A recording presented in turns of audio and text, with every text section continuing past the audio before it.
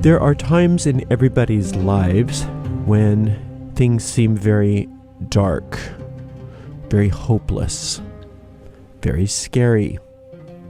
There's times that we feel very alone in the universe and that nothing is going to help us. Everyone knows that experience. If you are experiencing that, I just want you to know that there's always help. There's always a way out. Just remind yourself of that scene in The Wizard of Oz when Glinda told Dorothy that she'd always had the power to get back to Kansas. But she had to go through those experiences that she went through in order to access that power. Because had Glinda just told her, click your heels 3 times and you can go home, it wouldn't have worked because she wouldn't have believed her. She had to find it out for herself. And that's the beauty of faith versus belief. Faith is built on knowledge that something is true, whereas belief is based on the idea that you don't have any clue whether it's true, but you kind of hope it's true. Belief tends to, by its very nature, be the opposite of self-empowering, whereas faith is something that can be built up over time.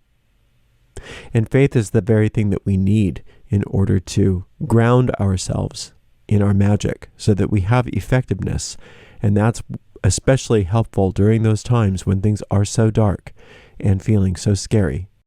We have within our very own minds a big, giant skeleton key that can open up anything in our minds. We can have access to any solution, no matter what. You can think of big gates inside your mind closing your consciousness off to access to certain areas, but you don't have to feel shut off from your own mind. You have within your possession that skeleton key. If you feel as though you've misplaced your key, you don't know where it is, you can find it. And the way that you find it is through the very steady, persistent practice of gratitude. Now, a lot of people, when they hear about gratitude, they roll their eyes because it's something that is seen as sort of superficial and fluffy, something that only the New Agers do. When in fact, gratitude is the one thing that's grounded in magical success more than anything. If you need to ground yourself in magical success, it's very difficult to do so when things are bleak, when things are dark, when things are scary. Because one of the most important parts of magical success is the ability to conjure a feeling at will. It's imperative that any spellcasting process include that conjuration of the emotional state that is desired. For instance, if you are doing a spell for something as practical as a specific amount of money, you need to not only conjure the visual for yourself of what that will look like, but much more importantly than that, you have to be able to conjure the emotional experience. And that conjuration of an emotional experience is part and parcel to conjuring any type of effective thought form. You are actually working with astral substance when you do this. Attempting to work spells for positive change when you are in the midst of emotional upset can be counterproductive because what you happen to be building are thought forms of the emotional substance that you are experiencing as you are working. However, gratitude has the power to dissolve any of those feelings of emotional upset. And the reason is because gratitude keys you into who you are as a soul. It keys you into your natural energy as a soul. Your soul is in a constant state of gratitude. So when you are consciously conjuring the idea of gratitude, you make a beeline right straight to the experience of your soul.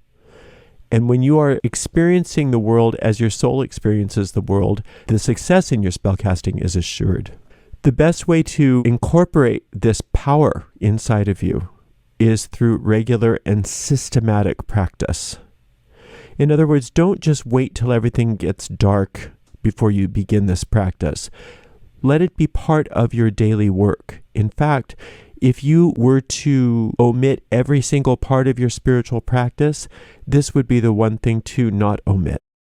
Daily practice of gratitude in a very systematic manner is a path to wisdom all unto itself. Now, what you can do is in the morning, perhaps, take a moment and just think about the day ahead of you.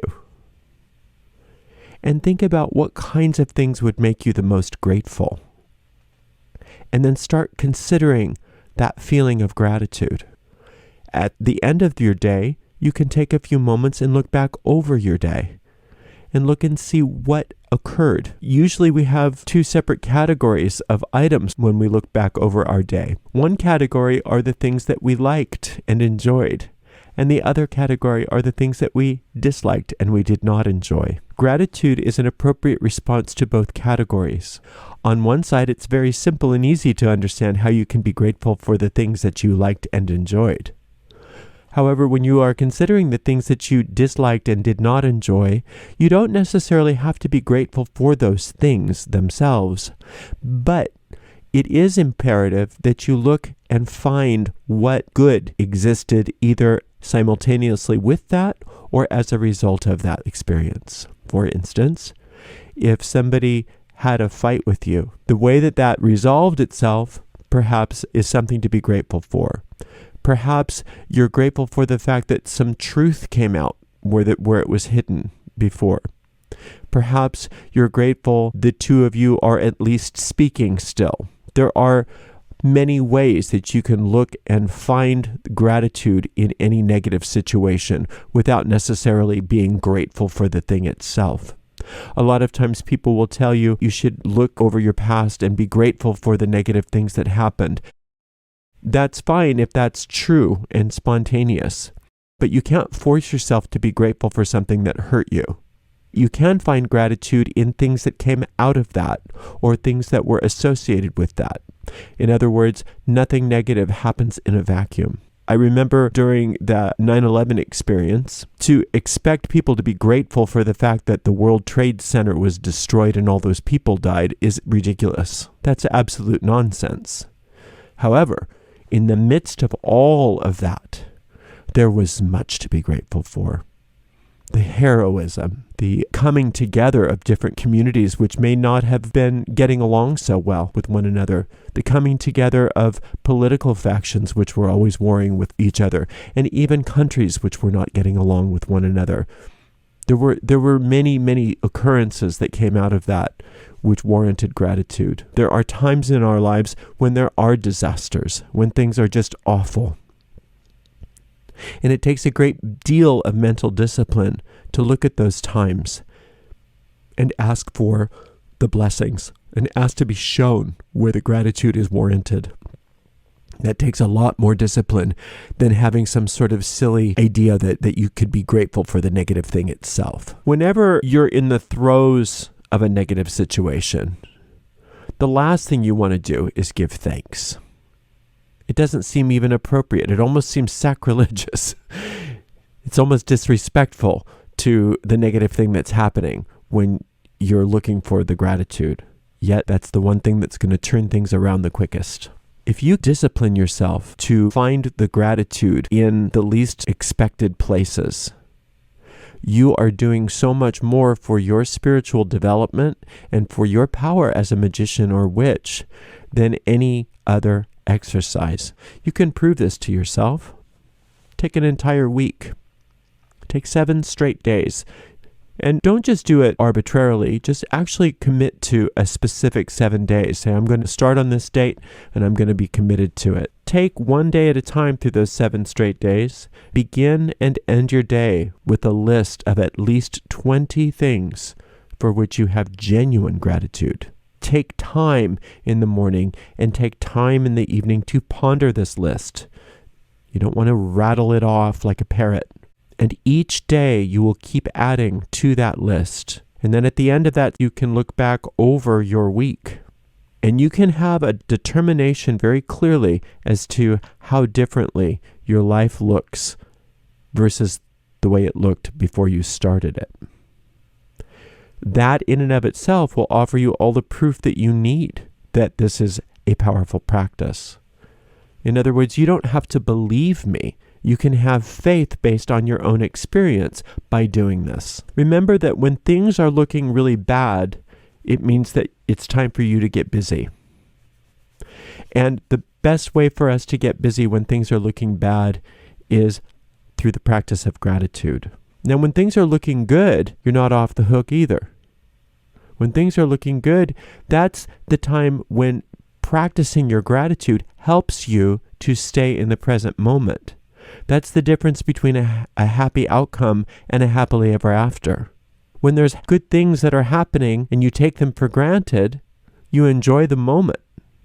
But when good things are happening and you integrate the practice of gratitude with those things, then you are extending that into eternity, because eternity exists in the present moment. A lot of people think that eternity is something that happens continuously in the future, but the future doesn't exist. Neither does the past. The present moment is eternity. And if we are grateful in the present moment, then we have uncovered the secret of those fairy tales of what happily ever after actually is. And happily ever after is something that can happen for you. There's really only two places that we hear about ever after: religious scriptures and fairy tales. And both of those things point to this very thing that we are discussing today. And that is that gratitude in the moment allows you to have an eternity of peace and prosperity and joy. And oftentimes this needs to happen in the midst of some very negative and dark and scary and, dare I say, evil experiences. When you are allowing your mind to be disciplined, your life can work very differently than if you allow your mind to just react to what's going on around you. For some of us, this discipline takes a lot more work than others, and that's okay. Everyone's different, and everyone's on their own path, or their own part of the path, I should say. But there is not one person for whom gratitude will not be a powerful improvement in all aspects of their life, just like there is not one person on the planet for whom drinking water isn't necessary for their body. The consistent, systematic, and daily experience of gratitude and practice of gratitude can make all the difference, not only between success and failure in your magic, but between having a reactive experience in your life and having an enlightened experience with your life. Being reactive is not bad, but it also doesn't allow you to actually live. You're just existing. But when you learn how to have a non-reactive approach to your life, even if it's only for just a second, where you just take a moment and withhold reaction and find that place of gratitude, find it somewhere, what you'll notice is that your mind starts to anchor on a different thought. And when your mind anchors on a different thought, the course which you are navigating is shifted. And when you've shifted that goal point, then you are approaching a new destination. And when you're approaching a destination that is built off of gratitude, then you're actually approaching your true destiny. When you are approaching a destination that is not built on gratitude, then you are wasting your time with illusion. These illusions can take up lifetime after lifetime after lifetime. But that simple yet oftentimes difficult process of systematic and daily gratitude can make sure that your destiny is your soul's journey rather than your ego's journey. Because your ego doesn't really have a journey. Your ego happens to just react to illusion after illusion after illusion. Whereas your soul is taking a very amazing journey, a profound journey. And this journey doesn't include distance. This journey includes consciousness and awareness. As we become aware of the energy of our soul versus the energy of our ego, then we start to see the world as it is rather than as our ego has projected it to us. Using gratitude as our main tool, then, enables us to transform our world from that of illusions and nightmares into that of truth and compassion. Once we recognize that we are here to be truly helpful rather than just to get things, then that gratitude has done its job. I invite you to take a 7-day experience where you do exactly as I have described today, and that is starting your day off with a list of 20 things for which you are grateful. And these things are 20 things for which you are truly, honestly grateful, not something that you have to talk yourself into. And then repeat that at night. You may repeat some items, that's fine. But keep up this practice for 7 whole days and keep adding to that list to the best of your ability. And then look back over your week at the end of that time and notice the shifts that you have made in your destination.